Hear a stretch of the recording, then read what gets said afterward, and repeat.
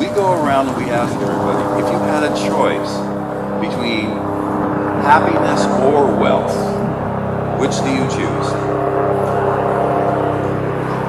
The main answer was it's hard questions. Happiness.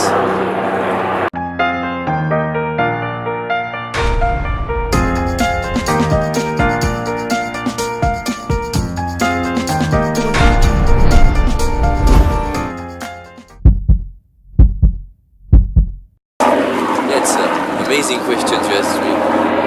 And it's hard to have the true answer. My mind. Yes, because you're exercising that spiritual certainty, right? So that's what I'm teaching you and everyone Yeah. who's watching. I want to be honest, but I don't know if I am honest. I don't know. So basically, what's happening with you is that you are struggling with moral issues. The lower part of your brain will want to take it all. Any kid will take it all. Put 100 marshmallows on the table. Yeah. And ask the kid, how many do you want to take? They're going to take it all. It takes a long, and then I say, there's somebody else waiting to come outside at the age of 5. That kid's still going to take it all. There's no social consciousness at that age. So with a child, what happens is that when you bring the other person into the room, or even if I was to hang a mirror in the room, people will take less money. So the moment we have social awareness, we should become less greedy and more sharing. But the question is why? Before I answer that question, I always like to give a person an experiential sense of the neuroscientific research that we do.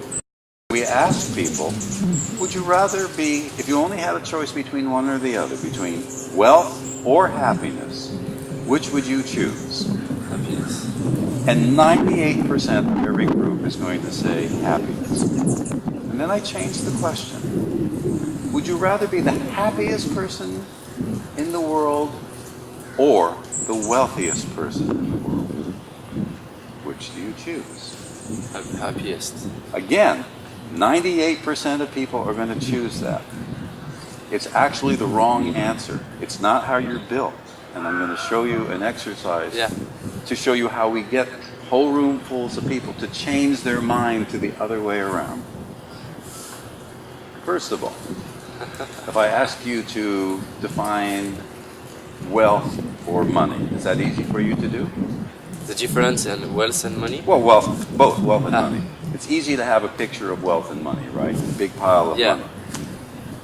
Define happiness. Is it easy for you to have a picture of happiness? I have a picture of joy. Okay. Most people have to pause. It takes them much longer to answer that question because there's no picture of happiness. It's different for each person.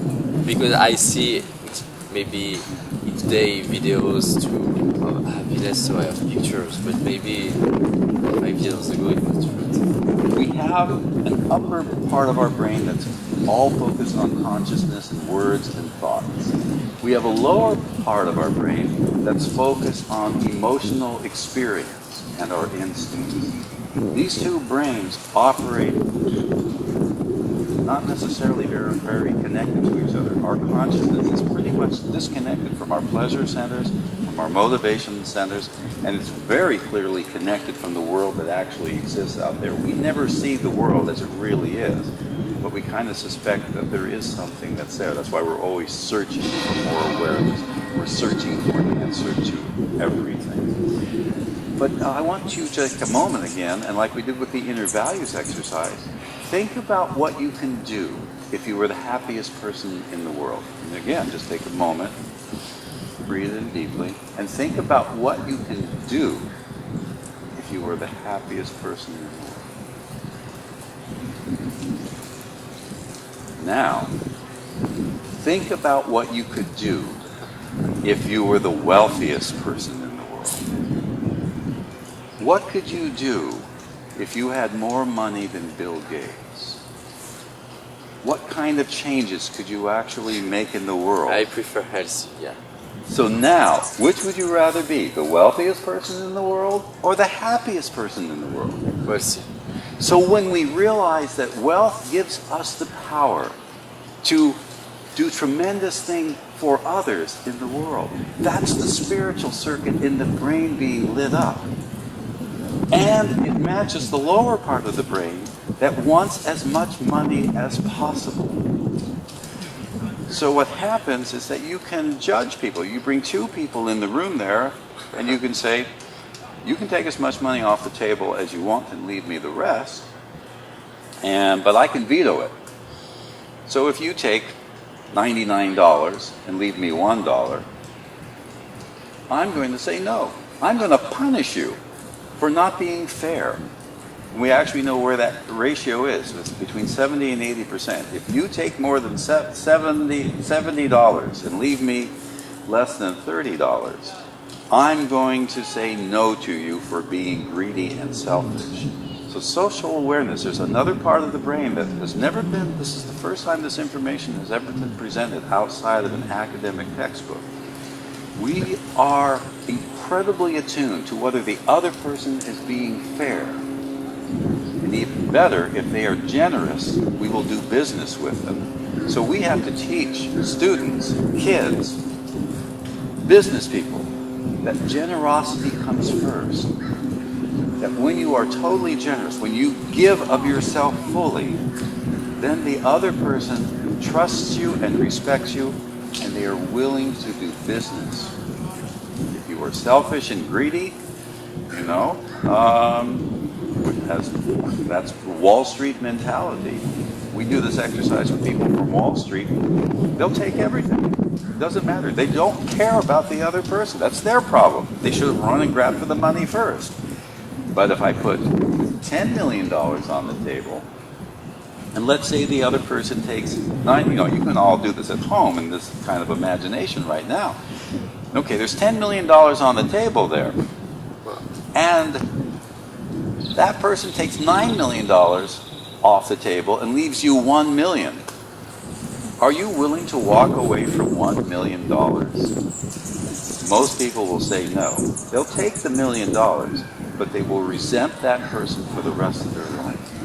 And that's something very important to know, because this is human nature.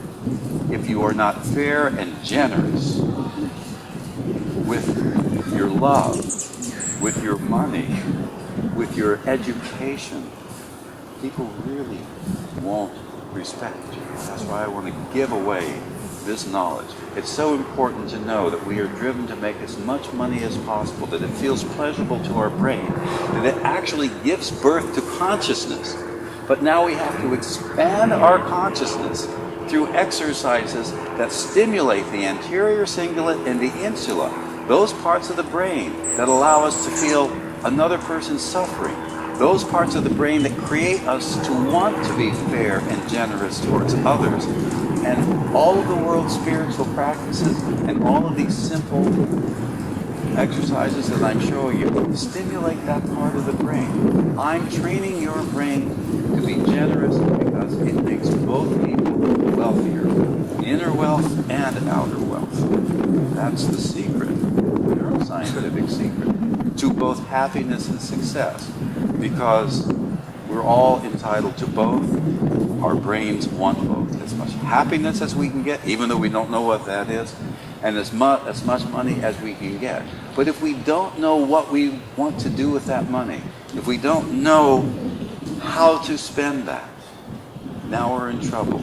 And what we do know is that those people who want to spend and share their money to help others, those are the happiest people in the world. Wow.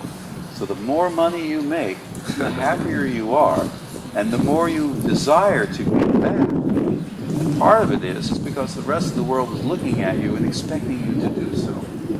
Bill Gates is a perfect example. He had no interest in sharing his billions of dollars.